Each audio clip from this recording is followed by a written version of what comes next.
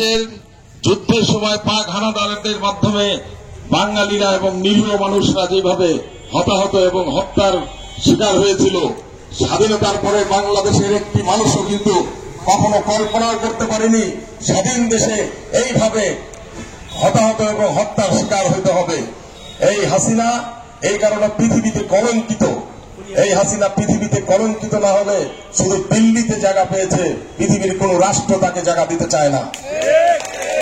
তাই বিএনপি সহ পৌর বিএনপির উদ্যোগে আমরা 12টি ওয়ার্ডের 24 থেকে 25টা এরকম জরুরি সভা করে এসেছি। তার মধ্যে এই 7 নম্বর অন্যতম আজকে। আপনাদেরকে ভুলে গেলে চলবে না যে স্বাধীনতার পরে ছোট ছোট বিশৃঙ্খলায় কিছু তৃতীয় শ্রেণীর মানুষ, মিলন ভাই যেটা উদ্দেশ্য করে দিয়ে বলে গেছে, তৃতীয় শ্রেণীর কিছু মানুষ আজান দিবে মনে হয়।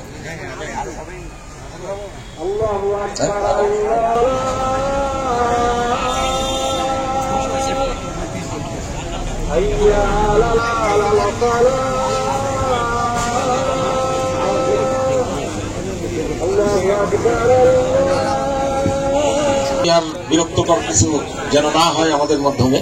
তো আমার কিছু দিক নির্দেশনা আছে বিএনপি থেকে। আমরা একটা মেসেজ দিতে এসেছি, যেই অঞ্চলে যারা যারা আমরা বসবাস করি সকলে মিলে, ধর্ম যার যার, দেশটা সবার, এই প্রত্যাশা এবং এই প্রত্যয় নিয়ে আপনাদের মাঝে আমরা এই মেসেজ পৌঁছাই দেওয়ার জন্য প্রত্যেকটা ওয়ার্ডে আমরা যাচ্ছি। এই কারণে আপনারা ঐক্যবদ্ধ থাকবেন। হাসিনার গুণগান যদি গাওয়া শুরু করি, আসলে 16 বছর থেকে 17 বছর আমাদেরকে তো অন্তত 1টা ঘন্টা দিতে হবে। এই কারণে যাই অনেক বক্তা থাকে, আপনাদেরকে অনুরোধ করব, সুসংগঠিত অহংকার পতনের মূল। এই হাসিনার পতন দেখে আমাদেরকে শিক্ষা নিতে হবে যে বিএনপি ঘরানা থেকে শুরু করে যারা আমরা সাধারণ মানুষ বলে দাবি করি, তারা আমরা অহংকার করব না। অহংকার করলে কি হয় আপনারা দেখেছেন তো, বাংলাদেশে প্রমাণিত যে অহংকার করলে ভয়ঙ্কর ভাবে পতন হয়।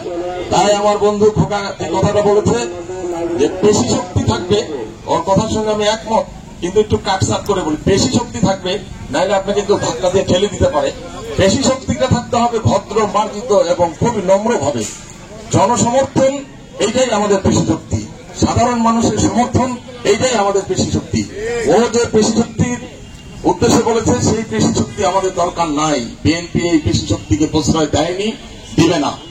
এই ওয়ার্ডের প্রয়াত একজন নেতা, পৌর বিএনপির সিনিয়র ভাইস প্রেসিডেন্ট ছিলেন, যার নাম ছিল শামসুজ্জামান চৌধুরী খোকা ভাই। আমরা তাকে অনুসরণ করব। সে কিন্তু দল পাগল মানুষ ছিল, আমাকে অত্যন্ত পছন্দ করত। তার সঙ্গেই প্রতিদ্বন্দ্বিতা করে আমি সেক্রেটারি হয়েছি পৌর বিএনপির। পরের দিন এসে আমাকে আপন করে নিয়ে আমার জন্য সে প্রত্যেকটা ওয়ার্ডে ফোন করে বলতো, সেক্রেটারি সাহেব আসছে, সেক্রেটারি সাহেব আসবে, প্রোগ্রাম আছে, আসেন। তো এরকম একদম সাধু এবং খুবই বাল্যসুলভ তার আচরণ ছিল। বয়স হয়ে গেছিল কিন্তু তার আচরণ কিন্তু খুবই শিশু সুলভ ছিল। তার ভিতরটা ছিল পরিষ্কার, একটুতে উত্তেজিত হয়ে যেত এবং খুব তাৎক্ষণিক সে ভুলে যেত সবকিছু। আমরাও এই হাসিনার 17 বছর 18 বছরের যত নির্যাতন, খোকা ভাইকে অনুসরণ করে আমরাও তাৎক্ষণিক আমাদের রাগ বশীভূত করে তাদেরকে ক্ষমা করে দিব। কিন্তু আগামীতে যেন তারা কোনোভাবেই যেন মাথা চারা না নিতে পারে, এই কারণে এই সংগঠনটাকে আপনারা দয়া করে যার যার সংগঠন শক্তিশালী করুন। পৌর সেক্রেটারি এখানে আছে, ওয়ার্ডের সেক্রেটারি আছে, প্রেসিডেন্ট আছে এবং খুবই অ্যাক্টিভ এই ওয়ার্ডের সাংগঠনিক সম্পাদক রাজু মুন্সি। তাদেরকে অনুরোধ করে যাব এই ওয়ার্ডটা যেন সুসংগঠিত হয়। কারণ এই ওয়ার্ডের বাসিন্দা ছিল, আপনারা ভালো করে জানেন, এই 7 আর 8-এর বাসিন্দা ছিল বেগম খালেদা জিয়া, এই 7 আর 8-এর বাসিন্দা ছিল বেগম খুরশিদ হক চকলেট আপা, এই 7 আর 8-এর বাসিন্দা ছিল মরহুম মুকুর চৌধুরী, আমার রাজনৈতিক গুরু জনাব সোহেল নিশাদ, আমার বড় ভাই এখানেই ছিল, আপনারা দেখেছেন। তাই আমরা বলবো এই ওয়ার্ডের জৌলস এবং পুনরায় আবার সম্মান ফিরিয়ে নিয়ে আসার জন্য আপনারা ঐক্যবদ্ধভাবে দলটাকে সুসংগঠিত করেন। কারণ বালুবাড়ি থেকে বিএনপির উৎপাদন, বালুবাড়ি থেকে বিএনপির তৈরি। আজকে কিন্তু আমরা বুকে হাত দিয়ে বলতে পারবো না যে অন্য ওয়ার্ডের থেকে বালুবাড়ি শক্তিশালী।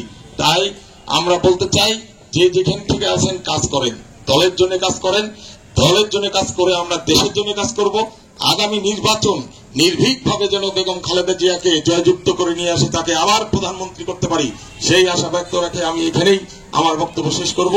শেষ যে কথাটা, যে ছাত্র জনতার আন্দোলনে যে যারা শহীদ হয়েছে তাদের রুহের মাগফিরাত কামনা করি, এবং সেই সাথে যারা অসুস্থতা বরণ করেছে তাদের সুস্থতা কামনা করে আমার বক্তব্য এখানে শেষ করছি।